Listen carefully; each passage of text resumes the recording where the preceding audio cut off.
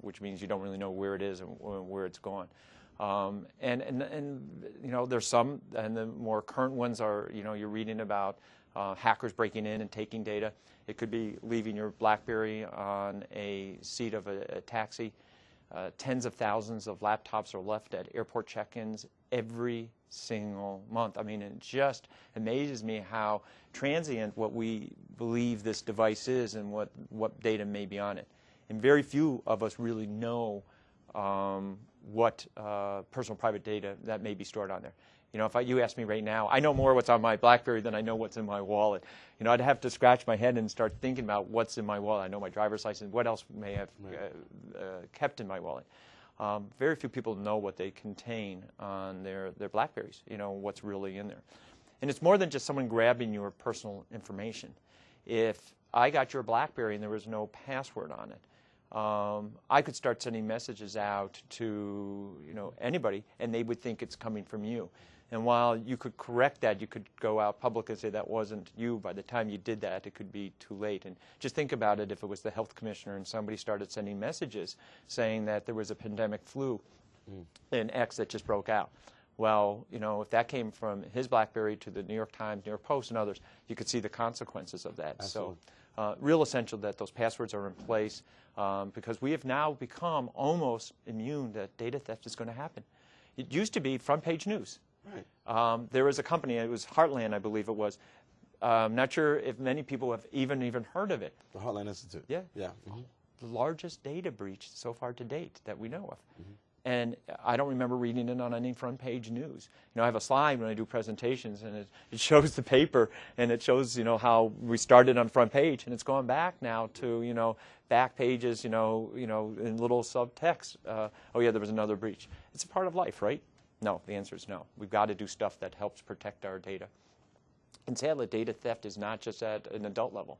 Kids are being, their identities are being stolen in a child. You know, there are kids who don't know it, that their identity has been stolen, and they have racked up debt. Right. I mean, one had bought a boat, and I think the child was 7 years old. And that's just sad, you know. So what I say to parents and homeowners is that, one, there's certain things you can control, and there's other things you can't control. For those, the things you can control, for example, Google yourself frequently. Find out what's out there on you, because things get out there that you don't want out there, but they're out there and you should know what's out there. Two, check your credit rating frequently. You know, make sure that your credit. Also, New York State, and you can go to the New York State's, you can get it off our website as well, but you can freeze your credit so that, you know, anybody who's trying to take out debt in your name, they wouldn't be able to do it because your credit is frozen. You can unfreeze it when you need to take out debt and then refreeze it again. You know, simple steps that gives you a little bit more comfort that you're controlling your own destiny. Now, is there a real function that your office has in terms of interacting with the public? I mean, you know, do you have a website? There are places that, you know, my constituents who are watching in Brooklyn, now they're kind of starting to become aware and educated because of this presentation on cybersecurity.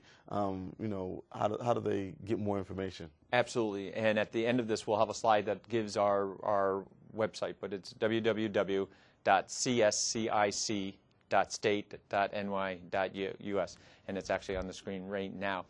Mm-hmm. We do a number of things for the home users. One of the things, and Governor Patterson has just been tremendous to allow me to be somewhat unique in how I operate. Mm-hmm. I work as much with government as I do with the private sector as I do with the home users. Everything we do has an impact, and therefore if I can make a home user more secure, guess what? I've made government more secure because that home user interacts with government, you know, frequently. If I can make private sectors make us more secure, where all this interrelationships, this dependencies and interdependencies is absolutely astounding, that if you start looking at it, it's like 6 degrees of separation, everybody touches somebody else. Excuse me. So for the home users, that website has a lot of information on it. But what we provide, we do monthly newsletters, and those newsletters are really just simple, one-page sort of tip-type things. You know, how to configure a firewall, you know, what to do at the holiday season, because holidays are a big time when people sadly try to take advantage in the hacking community. So a whole host of different topics, and our website has every single one of them. They can be all downloaded. We have public service announcements out there that can also be downloaded or watched, and they're really cute and they're fun, and you can bring your kids into this as well, which is essential. Don't leave your kids out of this. They need to be at the table. First of all, they know much more than we do about what's going on. However, they may not know how to do it securely. So you want to bring them into the fold. We do webcasts that's open to everyone, and I'm really pleased that we partner with the federal government on this, with the Department of Homeland Security, their National Cybersecurity Division, and we do these every other month, and they hit about 9 countries at this point in time, and they're on every different topic. The one that's coming up is more geared to people who develop applications. It's called application security, because it's become a real concern that our applications are not as secure as they can be. But we have every flavor of just, what are the threats out there? We have how do you protect yourself? How do you, all this all the spam that you get and all the anti-spyware that you get. How do you take that? How do you mitigate some of those activities? One of the things that a homeowner can do is just like you do with your child. When they're not feeling well, you start to do it. You diagnose. Is it a cold? Is it a flu? Do I bring them to the doctors? You can do that with your computer, and you don't have to have a technical degree to do that. There's certain, not conclusive, but there are certain signs that your computer is just not acting right. There may be for legitimate reasons, but more than likely there may be problems going on. For example, and it's on your computer right now. If your computer is slow, non-responsive, if your computer was zipping around and all of a sudden you're not getting that same response back, that it's taking forever for opening up a Word document, if it's taking forever to do certain activities that in the past didn't do, there may be an issue. A real good friend of mine who is the chief security officer for AT&T said to his wife one day, if you come down in the middle of the night from, go to the kitchen and you walk past where the computer is, and you hear the hard drive whirling, when a hard drive is whirling, you can hear the sound, and hard drive meaning that there's activities going on in your computer. He said, our computer is probably leaving a life of crime and we don't know it. So if that's happening, if you literally are hearing your computer engage on its own, then somebody can be controlling it from all around the country, all around the world. There are thousands and thousands and thousands, actually millions of computers that are part of what we call botnets. And they're called robot in short, so that's how they got botnets. And it's controlled by a command and control machine. That machine can be, in China, it could be your next door neighbor, it could be any place in the world. And that machine has infected all the other bots, and what used to be called what they called zombies, which means that they infect those machines, and when they infect them, and they get infected either because the homeowner accidentally went to a website that had malware on it and it downloaded, or you clicked on an attachment that you shouldn't have clicked on because you didn't know the person.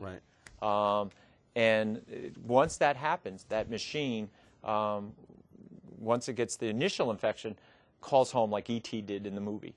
It calls right home, said, tell me what you want me to do. And the command and controller, or the general, says, don't do anything, just sit there. Sit there for a day, a month, a week, a year, whatever. Or it says, here's what we're going to do. I'm downloading keystroke logger, which means every time you type, that information gets sent out to another site, and when they get it.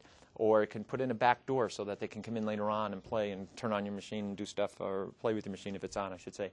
So there's a whole bunch of stuff that happens when that occurs. So diagnose your machine and then ask questions. Think about this. If this is not the normal behavior, then bring it to some experts that can help them. Wow. This has been a real wealth of information, and you did say that you get going. I'm sorry. I did apologize up front. No, not at all. We're going to have to bring you back just so we can hear more about cybersecurity, because, so many people now have computers. Probably most of my viewers have computers or deal with computers at work. And so cybersecurity, as you indicated, is really important for every single person, because we really are operating in an interdependent and interconnected world and reality. And so security everywhere is good for security. Security anywhere is good for security everywhere. Well, Pellegrin, I really appreciate you being here with us. And this is, again, the Director of the Office of Cybersecurity